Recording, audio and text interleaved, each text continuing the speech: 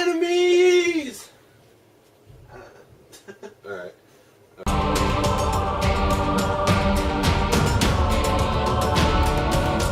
I'm Junior from the Board of Doom. And I'm Big Papa Grump, and we're going to do a preview and our predictions for the Raw exclusive pay-per-view Payback. So in this video, we're actually going to A, show you the Board of Doom, the big reveal of the actual Board of Doom, such as it is. Then we're going to preview each of the matches, kind of give our thoughts, and then at the end of the video, I'm going to post everybody's official prediction. So first off, the kickoff show, which is going to feature Miz TV with Finn Balor. You know, I'm not quite sure where they're going to go with this because, you know, he's not going to feud with The Miz right away. I thought he was supposed to lead into a feud with Bray unless Bray's going to show up, but then Bray's in a match later. You know. I don't really know what they're doing with this either. And maybe they're going to build like a mini feud for like Raw for a little bit while Bray probably, because it kind of the assumption is he's going to lose anyway. So while he kind of flips crap, I have a theory on that too. So, but while he does that, he might feud with Miz or something. I don't know. Balor, you could do worse than Balor Miz. I just don't want to see it extended right now because I was kind of excited to see him feud with Bray. That brings us to Enzo and Cass versus the Club. And if all the stars align right, the Club will take out Enzo before the match again, and I don't have to put up with him. And then Carmelo will come out and... Yeah, no, that one's not going to happen. This is a kickoff show match. There's really no stakes. You look at it one of two ways. One, if you put Enzo and Cass over the Club, then obviously you're giving Enzo and Cass a push and you're still burying the Club. Or they could pull a swerve and put the Club over because Enzo and Cass can absorb the loss. Yeah, if you're gonna have anything with the Club, you're gonna have to like build them again, so they're gonna have to start winning, and they've kind of won a little bit on Raw, I think, but Raws don't really count considering their pay-per-view records like 0-26. I mean, okay. Yeah, fair enough. I'm just going to leave it there. Then we get to Seth Rollins versus Samoa Joe in the Retribution versus You Hurt My Employer's Feelings match. I mean, you know, and his wife. Yeah, broke his wife. They've given Samoa Joe possibly the worst ever motivation to get into a feud with somebody, yet he seemed to make it work because his promos are awesome. They're unfortunately they're doing the same thing that they did with Rollins. Like, I brought you up. Well, I mean, kind of. It's a little different, but it's like I brought you up. Now you're. It's so like Triple H. Like I brought you up. You were my NXT boy. You're heel now. Have fun. And it's like we've seen this, but I mean, I don't understand it's Samoa Joe, and I think they're doing like a faction or trying to do a faction. Well, that rumor is out there, but I think with Samoa Joe, he can pull that bit off because Rollins never came across as a proper heel to me when he was with the Authority. With Joe. You know, Joe just comes across as menacing. I mean, he could, like, you know, you made me spill my coffee, and the way he's selling it, it's a legitimate reason to beat someone up. That brings us up to Randy Orton versus Bray Wyatt in the House of Horrors match, which is probably just going to be some more ooga booga stuff with PowerPoint. Yeah, well, the way it was, I read online, is it's supposed to start out in the House of Horrors, and then... outside the ring. Yeah, and then it's supposed to end in the ring, and he's going to a haunted house. I love Bray Wyatt. He's one of my favorites, despite the way they've completely screwed over his character. Randy Orton is a future Hall of Famer. I could not care less about this match. We saw it at WrestleMania. It was lackluster. I mean, I don't know, man. Well, then again, you could also go with the hope that maybe it'll be awesome. I mean, they're gonna put on a decent wrestling show. Hopefully, if it's not something stupid like Bray Wyatt has won because Randy Orton got trapped in the House of Horrors and doesn't know how to leave. Randy Orton is Sister Abigail. Oh my god. Yeah. But yeah, if they don't do something stupid and they actually allow them to wrestle, like I don't understand this whole House of Horrors stupid thing. Like eventually they're gonna get out of it and then it's gonna end at some point. But if they actually do some cool spots inside the house, I guess it'd be good. It's just I'm assuming Randy's going to win just because they're not. I don't think they're going to dominate the brands yet, but The thing is everybody, it was a foregone conclusion that Randy Orton was going to win when it was implied that the title was going to be on the line. But with Bray moving to Raw and Orton obviously staying on SmackDown, the title, there's been no indication that the title's on the line. So I'm going under the assumption that the title's not on the line because they have dropped any mention of the title from any of the promotional stuff. Promos, nothing. There's been no talk about him getting his belt back.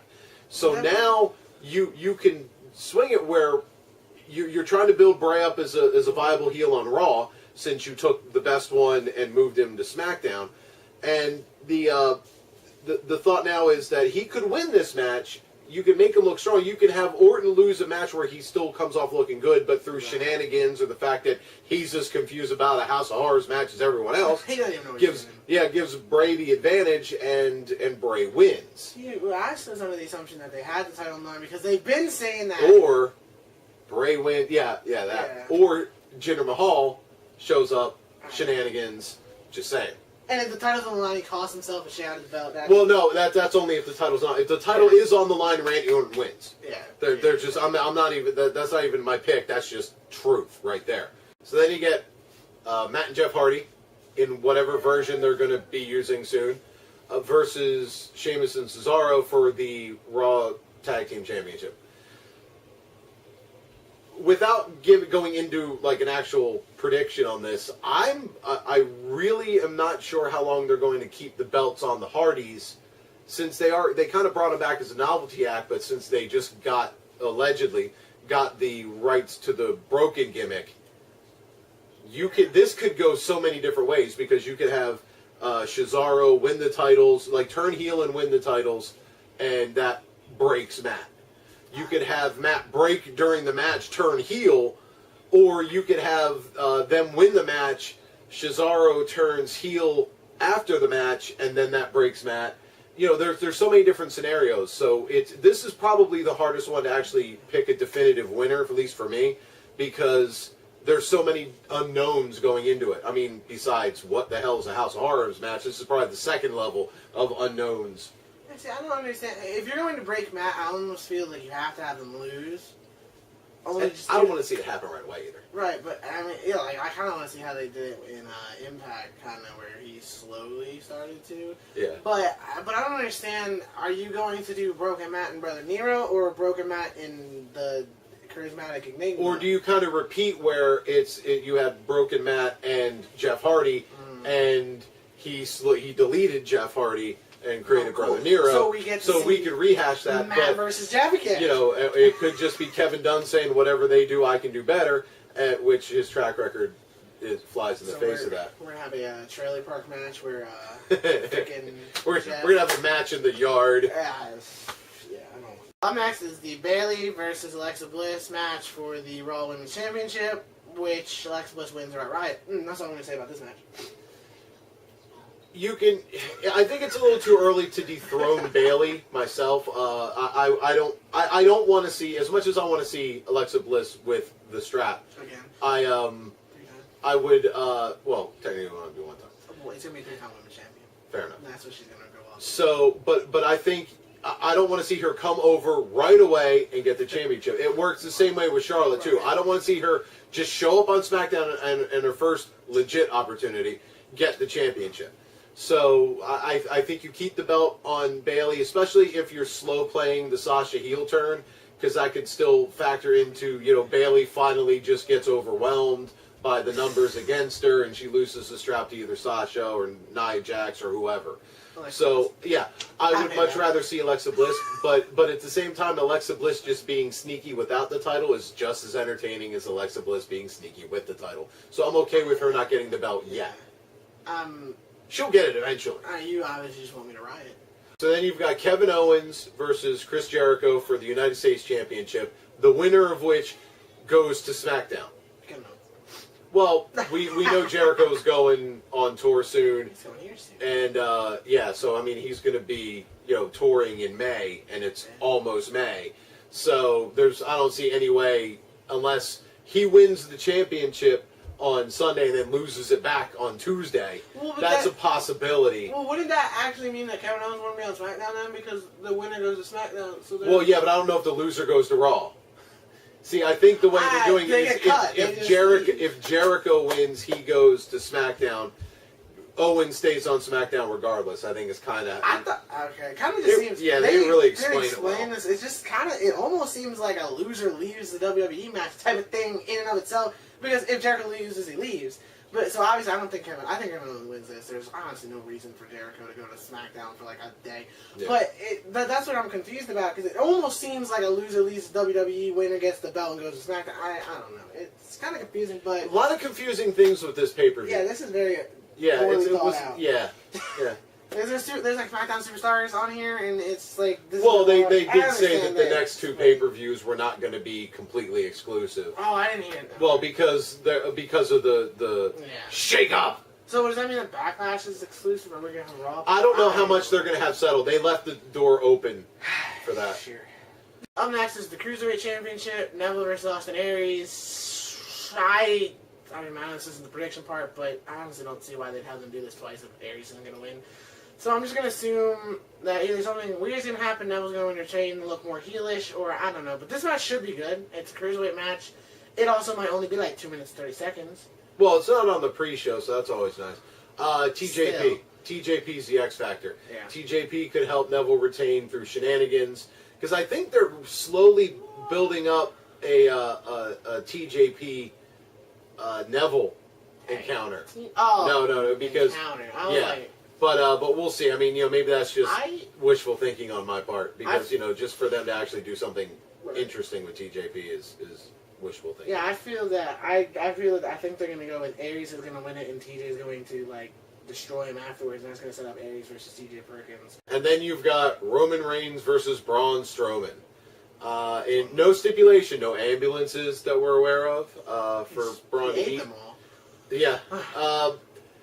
Here's the way I'm looking at this one. You could keep Strowman looking strong, knowing that you've got an injured Reigns who also just came off a tragedy that they've acknowledged on air. Yeah. So you could have Braun go over while Roman still looks strong.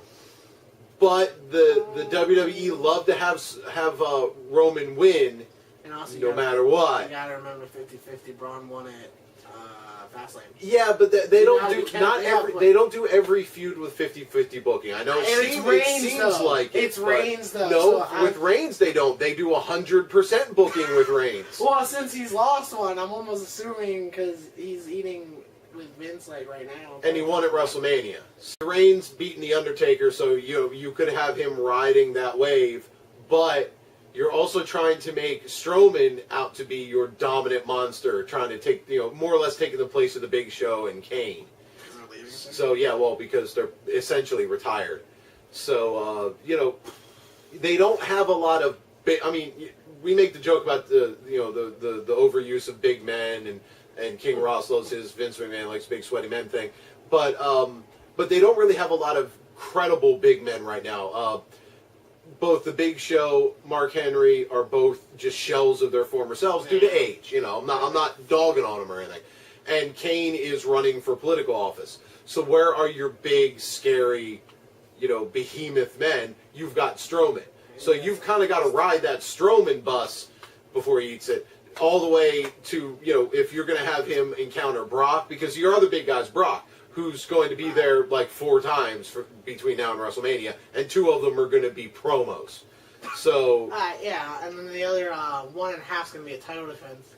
Yeah, so I mean, I could see either scenario playing out. This whole pay-per-view is, just a bunch of different scenarios. Really, the only one for me that's a foregone conclusion is Owens. Yeah, everything else is just up in the air. It's nice that there's a lot of kind of suspense kind of going into some of these matches, but at the same time, I wish they were better matches. This could turn out to be a classic. The House of Horrors match could end up being like something we didn't expect and a nice surprise. And you've got the cruiserweights that always put on a good show. And Bayley and Alexa Bliss, I don't see how they disappoint. But you've got Enzo and Cass and the club. Who knows how they're... It depends on how they're booking them. So you've got so many different variables going on that it's going to be really tough to pick. That was our preview, and those were our predictions. I'll do a wrap-up video after the pay-per-view to let everybody know who's leading. Now, remember, the way this is scored, it's a point per match, and this goes from now till WrestleMania, and the winner gets a prize to be determined based on budget. So, which will probably just be lots and lots of emojis sent in a tweet.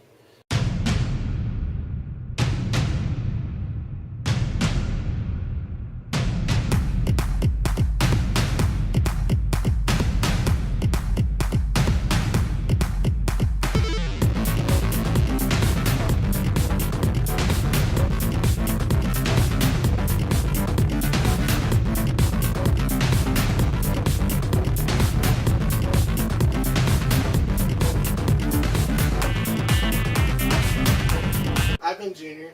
I've been Big Papa Grunt. We've been the Board of Doom, and we'll see you next time.